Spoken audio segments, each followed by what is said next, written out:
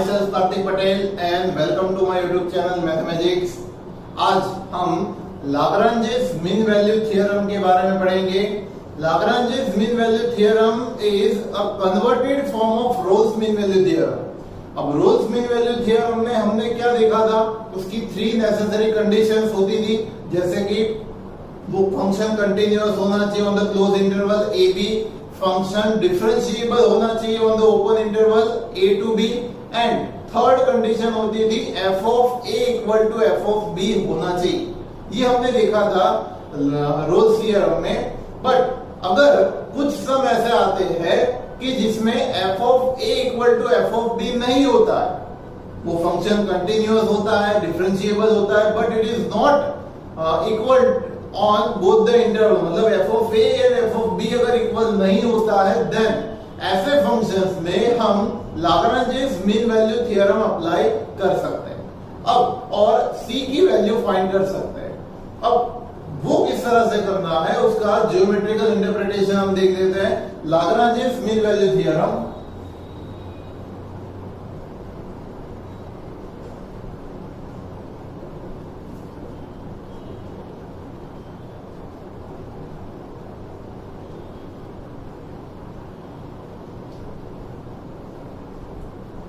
लाग्रांजेस mean value theorem short form में हम इसको लाग्रांजेस एमवीटी भी डिनोट कर सकते हैं।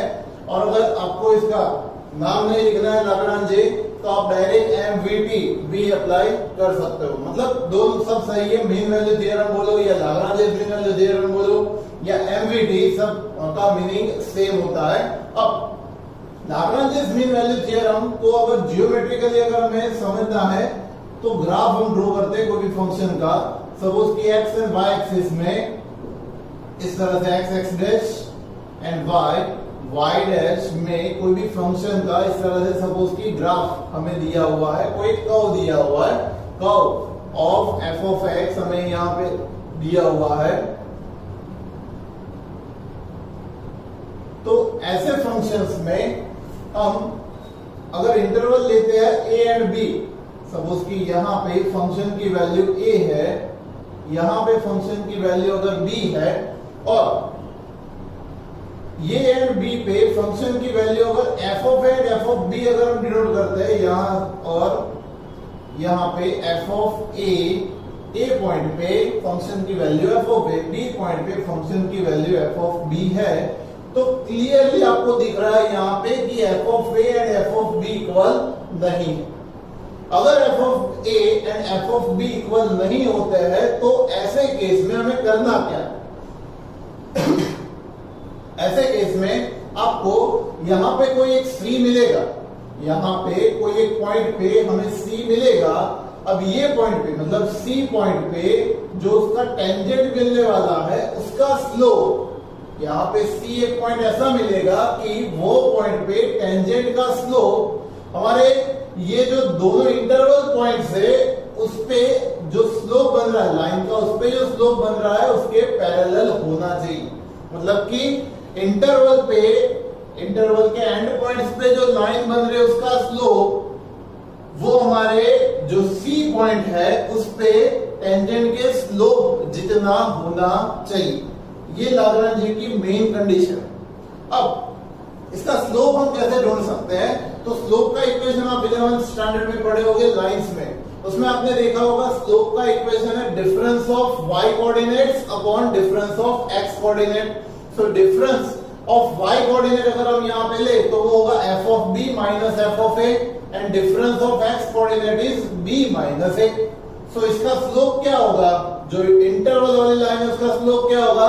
f of b minus f of a upon b minus a, और वो किसके इक्वल होना चाहिए? That is equal to f dash of c, जो कि हम रोल्स थ्योरम में करते थे, 0 लेते थे, बिकॉज वहां पे x एक्सिस के पैरेलल लाइन हुआ करती थी, और यहाँ पे किसके पैरेलल है?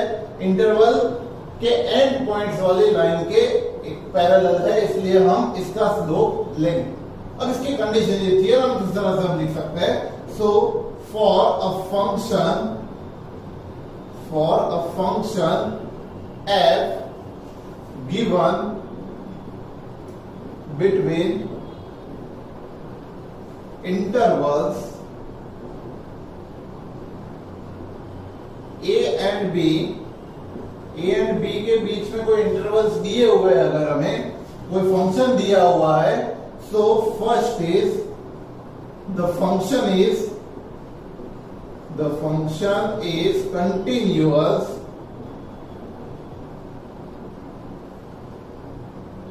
Eight a to b, a to b में फंक्शन कंटिन्यूअस होना चाहिए। Second thing is that the function is differentiable, function is differentiable at open interval ab। Open का मतलब मैंने समझाया था एंड पॉइंट्स पे टेंजेंट नहीं मिल सकता है, इसलिए हमें ओपन इंटरवल लेना है। और थर्ड कंडीशन जो रोल्स थ्योरम में आती थी वो हमें नहीं लेनी, ये दोनों कंडीशन रोल्स थ्योरम से इक्वल करती है, मतलब कि इसके कंपेयर करें तो वो इसके इक्वल है, कंटिन्यूअस होना चाहिए, डिफरेंशिएबल होना चाहिए, बट इक्वल नहीं होना चाहिए, बिकॉज इक्वल हुआ तो वो रोल्स थ्योरम अप्लाई होगा, और अगर इक्वल नहीं हुआ तो हम उसको एमवीटी अप्लाई कर सकते हैं। अब मीन वैल्यू थ्योरम में अगर ये दो कंडीशन प्रूव होती है तो there exists C belongs to AB, A to B में एक ऐसा हमें C मिलेगा, यहां पे हम ओपन इंटरवल भी ले सकते हैं, यहां पे हमें एक ऐसा C मिलेगा where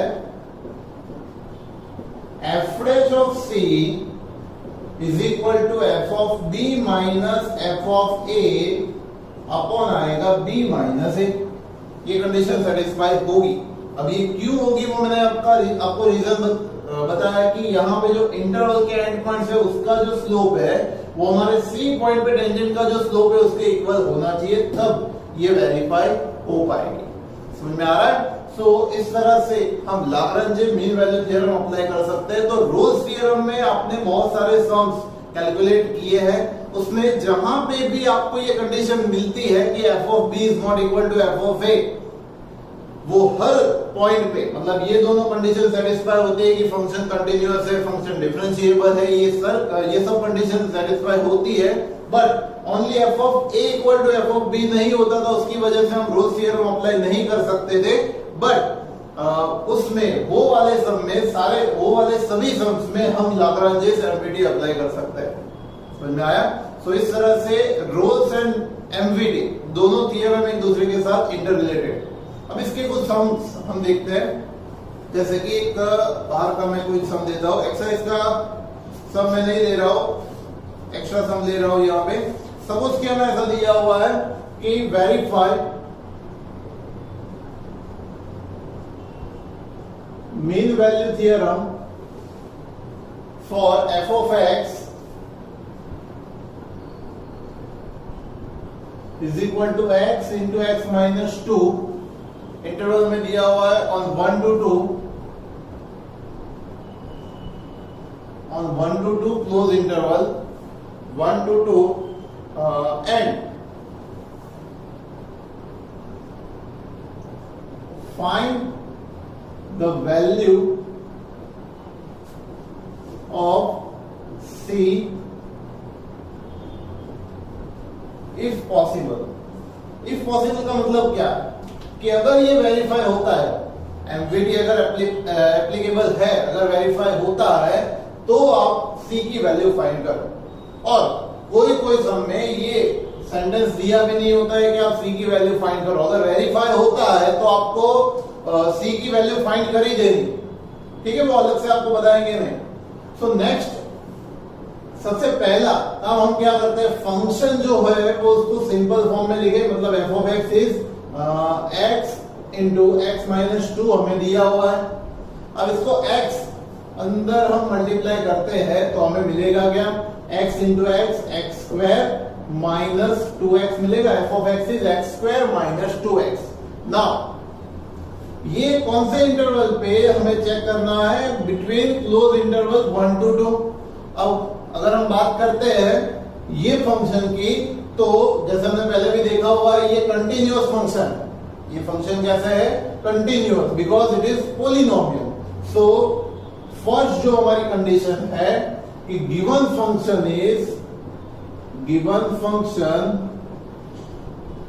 is a polynomial, given function is a polynomial, so it is continuous on closed interval 1 to 2। कोई भी पोलिनोमियल होता है वो कंटिन्यूअस कर्व बनाता है और 1 to 2 में भी वो कंटिन्यूअस कर्व बनाएगा। अब दूसरी बात करते हैं डिफरेंशिएबिलिटी। डिफरेंशिएबिलिटी के लिए हमें इसका डिफरेंशिएशन मतलब F dash of x find करें। एफ डैश ऑफ एक्स तो ये होगा 2x माइनस 2। अब ये भी एक पोलिनोमियल है, ये भी एक पोलिनोमियल है, it is a polynomial, so it is differentiable on open interval 1 to 2। अब ये ओपन इंटरवल 1 to 2 में भी ये डिफरेंशिएबल होगा। अब ये दोनों कंडीशन यहाँ पे सेटिस्फाई हो रही है, दोनों कंडीशन यहाँ पे अगर सेटिस्फाई हो रही है तो हम ऐसा बोल सकते हैं कि फंक्शन को हम मीन वैल्यू थ्योरम एमवीटी अप्लाई कर सकते हैं। अगर हम उसको एमवीटी अप्लाई कर सकते हैं तो there exist c belongs to 1 to 2। C 1 to 2 जो ओपन इंटरवल है वहां पे हम ऐसा अप्लाई कर सकते हैं कि F dash of C is equal to F of B minus F of A, और बी और ए ना लिखते हुए हम 2 and 1 लिखे अपॉन 2 माइनस 1 होगा ये। अब एफ डैश ऑफ सी, सबसे पहले ये कंडीशन को हम इक्वेशन 1 बोल देते थे because F of 2 and F of 1 हमें अभी यहाँ पे ढूंढना पड़ेगा। तो एफ ऑफ 2 क्या मिलेगा, f of 2 equal to x की जगह पे अगर हम 2 लिखते हैं तो 2 का स्क्वायर माइनस 2 इंटू 2, ये होगा 4 minus 4, it is equal to 0। Now f of 1 की बात करें तो f of 1 equal to 1 square minus 2 into 1, तो ये होगा 1 माइनस 2 1 जा 2, इट इज माइनस 1। सो हम ऐसा लिख सकते हैं इसको कि from equation 1 F dash of C equal to F of 2, that means 0 minus 1 divide by 2 minus 1। So F dash of C की वैल्यू हमें क्या मिली है, so F dash of X जो मिला है उसमें हम x की जगह पे c सब्स्टिट्यूट कर सकते हैं। तो यहां पे ये होगा 2c minus 2 equal to minus minus plus 1 होगा, ये अपॉन में आएगा 2 माइनस 1 इज ऑल्सो 1 अपॉन 1 हो जाएगा। Then 2c minus 2 equal to 1, 2 को उधर भेजिए तो 2c इक्वल टू होगा 3 because 2 plus 1 is 3 and c की वैल्यू हमें मिलेगी 3 अपॉन 2 दैट इज 1.5। अब हमें चेक करना है कि यहाँ पे क्या 1.5 हमारे गिवन इंटरवल के बीच में मतलब 1 to 2 के बीच में ये वैल्यू मिल रही है, दैट मीन्स कि और आंसर सही है। अब कोई बार ऐसा भी हमें देखने को मिलेगा कि जो हमें गिवन इंटरवल है उसके बाहर की भी कोई वैल्यू देखने को मिलती है, जैसे कि कोई क्वाड्रेटिक इक्वेशन अगर हुआ तो c की 2 वैल्यूज मिलती है, अगर क्यूबिक इक्वेशन हुआ तो c की 3 वैल्यू मिलेगी। एफ डैश ऑफ c की अगर बात करें तो c की अगर 3 वैल्यू मिलती है तो उसमें से हमें यह देखना है कि c की कौन सी वैल्यू हमारे गिवन इंटरवल के बीच में होती है, और वही अपना फाइनल आंसर c का हो सकता है। ठीक है, जिस तरह से आपने रोल्स थ्योरम अप्लाई किया है उसी तरह से आप मीन वैल्यू थ्योरम भी अप्लाई कर सकते हो, बट कंडीशन ये याद रखनी है कि ये इक्वल नहीं होता है, उसी जगह पे हमें ये कंडीशन अप्लाई करनी है। समझ में आ रहा है? सो नेक्स्ट, दूसरे अगर इसमें साइन या कॉस वाले फंक्शन होते हैं तो वो भी कंटिन्यूअस फंक्शन है, इसकी मैं बात कर रहा हूं। अगर ट्रिग्नोमेट्री कोई फंक्शन दिया हुआ है, साइन या कॉस फंक्शन दिया हुआ है तो वो कंटिन्यूअस फंक्शन होते हैं। तो उसमें हम रोल्स एंड एमवीटी अप्लाई कर सकते हैं, बिकॉज उसका ग्राफ आप देखो तो कंटिन्यूअसली देखने को मिलता है। ठीक है, अब लोअर हायर इंटीजर फंक्शन अगर होते हैं, जैसे कि इस तरह का फंक्शन होता है, higher and lower integer function होते हैं, तो इस तरह के फंक्शन के लिए वो कंटीन्यूअस फंक्शन नहीं कहलाया जाता, बिकॉज उसके ग्राफ आपने 11th स्टैंडर्ड में देखे। टाइप्स ऑफ फंक्शन, उसके ग्राफ हमने देखे हुए, मॉड्यूलस फंक्शन होता है, इंटीजर फंक्शन होता है, उसके ग्राफ एक बार देख लीजिएगा, उसके ऊपर से आपको पता चल जाएगा कि क्या ये फंक्शन कंटिन्यूअस है या नहीं। अगर कंटिन्यूअस ही नहीं होगा तो फिर आगे करने की कोई जरूरत नहीं पड़ती। ठीक है, कुछ एक्स्ट्रा सम्स में इसके दे रहा हूं, उसके पहले इसको नोट डाउन कर लीजिए।